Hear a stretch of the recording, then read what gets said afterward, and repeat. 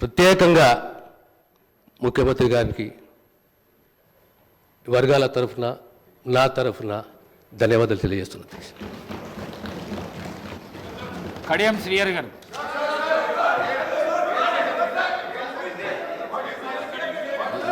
ఏమైంది? మాట్లాడండి. ఎందుకంత ఆవేశము?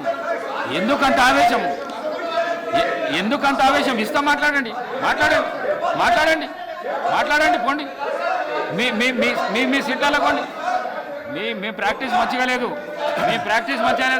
చదువుకున్న వ్యక్తులు మీరు. అధ్యక్ష, మీ ప్రాక్టీస్ మంచిగా ఇస్తున్నా సమయం ఇచ్చినందుకు మీకు ఇస్తాను.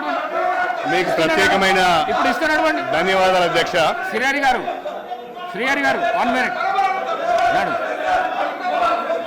ఇస్తున్నా, నడవండి. మీకు మైక్ ఇస్తా, నడవండి.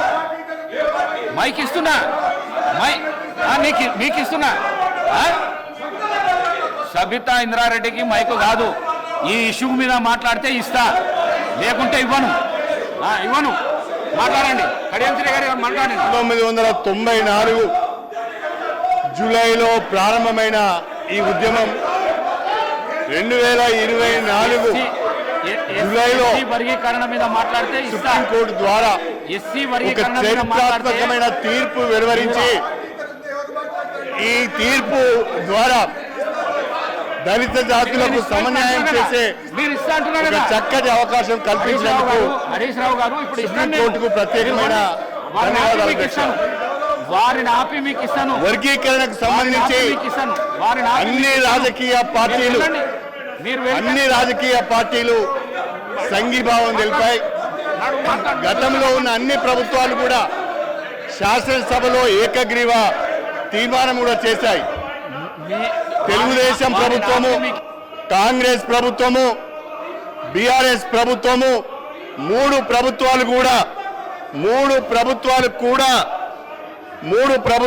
కూడా శాసనసభలో వర్గీకరణకు అనుకూలంగా ఏకగ్రీవ తీర్మానం చేసి కేంద్ర ప్రభుత్వానికి పంపించడం జరిగింది.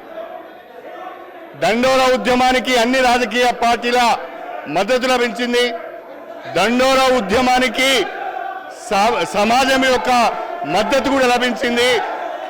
అందరూ కోరుకున్న విధంగా ఈరోజు వర్గీకరణకు అనుకూలంగా సుప్రీంకోర్టు తీర్పు ఇచ్చింది. ఈ సుప్రీంకోర్టు తీర్పును అందరూ కూడా స్వాగతించాలని చెప్పి నేను మనసారా కోరుకుంటున్నాను అధ్యక్ష. 30 సంవత్సరాలుగా ఈ ఉద్యమంతో నేను అసోసియేట్ అయి ఉన్నాను. అధికార పార్టీలో ఉన్నా, ప్రతిపక్షంలో ఉన్నా నేను దండోరా ఉద్యమంతో అసోసియేట్ అయి ఉన్నాను. అన్ని రాజకీయ పార్టీలు కూడా ఈ ఉద్యమానికి సంఘీభావం తెలిపాయి. ఈ నేపథ్యంలో సుప్రీంకోర్టు తీర్పు వచ్చింది. రాష్ట్రంలో కాంగ్రెస్ ప్రభుత్వం ఏర్పడగానే గౌరవనీయులు ముఖ్యమంత్రి గారు రేవంత్ రెడ్డి గారి నాయకత్వంలో ఈ వర్గీకరణకు సంఘీభావాన్ని తెలుపుతూ సుప్రీంకోర్టులో అఫిడవిట్ వేయడం జరిగింది. నేను ఒక శాసనసభ్యునిగా దళిత వర్గాలకు చెందిన వ్యక్తిగా మాట్లాడుతున్నాను. దయచేసి సభ్యులందరూ కూడా దీన్ని అర్థం చేసుకోవాల్సిందిగా కోరుతున్నాను. భారత రాష్ట్ర సమితి సభ్యులకు ఈ తీర్పు పట్ల ఏమాత్రం కూడా అవగాహన ఉన్నట్టుగా లేదు. ఈ తీర్పును వాళ్ళు వ్యతిరేకిస్తున్నట్టుగా నేను భావించవలసి వస్తున్నది. రేవంత్ రెడ్డి గారికి ప్రత్యేకంగా ధన్యవాదాలు తెలపాలి. ముఖ్యమంత్రి గారు ప్రత్యేకంగా అడ్వకేట్ని ఏర్పాటు చేసి ముఖ్యమంత్రి గారు రాష్ట్ర ప్రభుత్వం ద్వారా అఫిడవిట్ని కూడా ఫైల్ చేయించి వర్గీకరణకు మద్దతు తెలిపారు. అదేవిధంగా కేంద్ర ప్రభుత్వానికి కూడా నేను హృదయపూర్వకంగా నా అభినందనలు తెలియజేస్తున్నాను. కేంద్ర ప్రభుత్వం కూడా వర్గీకరణకు అనుకూలంగా సుప్రీంకోర్టులో అఫిడవిట్ ఫైల్ చేసింది.